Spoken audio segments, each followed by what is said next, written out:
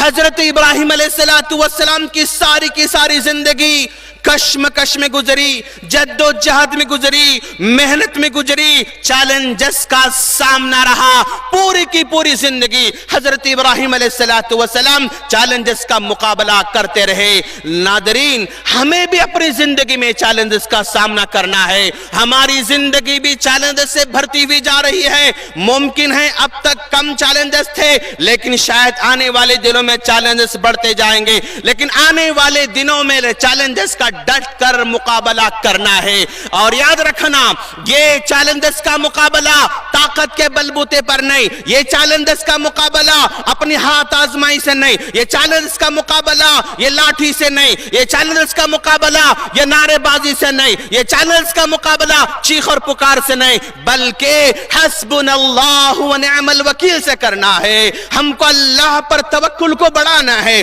ہمیں اللہ پر بھروسے کو بڑھانا ہے، ہمیں اللہ کی ذات پر ایمان کو اور تازہ کرتے جانا ہے، تبھی چل کر چیلنج کا مقابلہ ہو سکتا ہے۔ اور ان چیلنجز کا مقابلہ آج کے دور میں تعلیم کے ذریعے کرنا ہوگا، تعلیم سے مقابلہ کرنا ہوگا۔ یاد رکھیں دوستو، آج کے چیلنجز کا مقابلہ کرنے کے لیے ہمیں آج جو ہے، اب تک ہم نے ڈاکٹر بہت بنا لیے ہیں، انجینئر بہت بنا چکے ہیں، اب ڈاکٹرز کو انجینئرز کو بنانے کی زیادہ ضرورت نہیں، اب وکیلوں کو بنانے کی ضرورت ہے، لائرز کو بنانے کی ضرورت ہے۔ قوم کے ہونہار بچوں کو وکیل بنائے، قوم کے ہونہار بچوں کو لائر بنائے، ان کے ذریعے قانونی لڑائی لڑنا ہے، قانونی طور پر آگے بڑھنا ہے، تاکہ ہمارے ہونہار وکیل، ہمارے ہونہار نوجوان یہ مسلمانوں کی عزت و ناموس کی، جان و مال کی، ان کے پراپرٹی کی اور ان کے شہریت کی اور اس ہندوستانی ہونے کو ثابت کرنے کو جو ہے وہ آگے بڑھ کر مدد کر سکیں۔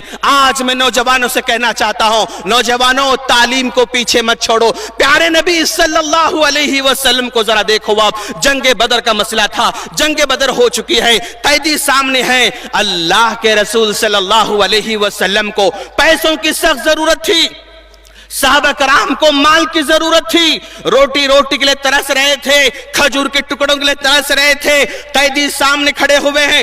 اگر اللہ کے رسول صلی اللہ علیہ وسلم چاہتے تو ان قیدیوں سے بڑا بڑا مال لے کر صحابہ کرام کی مدد کر سکتے تھے، مسلمانوں کی مال کے ذریعے مدد کر سکتے تھے، لیکن اللہ کے رسول صلی اللہ علیہ وسلم نے کہا، لوگوں ان قیدیوں سے مال لینے کی ضرورت نہیں، ان قیدیوں کا فدیہ لینے کی ضرورت نہیں، بلکہ ان قیدیوں سے علم حاصل کرو اور علم حاصل کر کے ان کو آزاد کرو۔ پیارے صحابہ بھوکے تھے، نبی نے بھوک کو نظر انداز کر دیا، علم کو حاصل کیا۔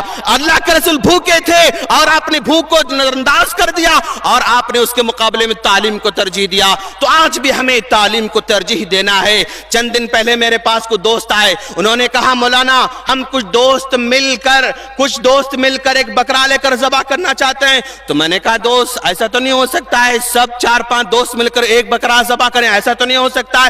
انہوں نے کہا، مولانا ہم قربانی تو نہیں کرتے بلکہ غریبوں میں گوشت کو بانٹنا چاہتے ہیں۔ تو میں نے کہا، میرے پیارے دوست، آج ہمارے غریبوں کو گوشت کھلانے کی ضرورت نہیں، ان غریبوں کے ہاتھوں میں پین دینے کی ضرورت ہے، ان غریبوں کے ہاتھوں میں قلم دینے کی ضرورت ہے، ان غریبوں کے ہاتھوں میں کتابیں دینے کی ضرورت ہے۔ گوشت کھلانے کی فکر مت کرو، قوم کو تعلیم دلانے کی فکر کرو، گوشت کھلانے کی فکر کم کرو، ان غریبوں کو اسکولوں سے جوڑو، ان غریبوں سے مدرسوں سے جوڑو، ان غریبوں کو تعلیم سے جوڑو، یہ آج ہماری کامیابی ہو سکتی ہے۔ گوشت کھلانے کی فکر زیادہ مت کرو۔ اس طرح میں نے کہا، رمضان سے پہلے ایک دوست نے مجھ سے کہا، شیخ ایک کام کریں گے، میری خواہش ہے کہ میں آپ کو رمضان میں عمرے کو لے کر جاؤں اور ہم دونوں عمرہ کریں۔ تو میں نے کہا، بھئی ایک عمرہ تو میں نے کیا ہے، اور کیا تم نے بھی عمرہ کیا ہے؟ اس نے کہا، میں نے بھی عمرہ کیا ہے۔ تو میں نے کہا، میرے پیارے دوست، تم بھی چاہتے ہو میں ساتھ میں تمہارے عمرے کے چلوں، ایک کام کریں گے، میں نے بھی عمرہ کیا ہے، تم نے بھی عمرہ کیا ہے، اب جو عمرے کی جو قیمت ہو سکتی ہے 1,20,000، اس کو ہم غریب بچوں کی فیس کو ادا کرنے میں لگائیں گے انشاءاللہ۔ تو میرے دوست راضی ہو گیا اور 7 بچوں کی جو ہے فیس، غریب بچوں کی فیس ادا کی گئی۔ میرے دوست، آج ہمیں تعلیم میں آگے بڑھنے کی ضرورت ہے، اور یہ وقت کا تقاضا ہے اور یہ حالات کا تقاضا ہے۔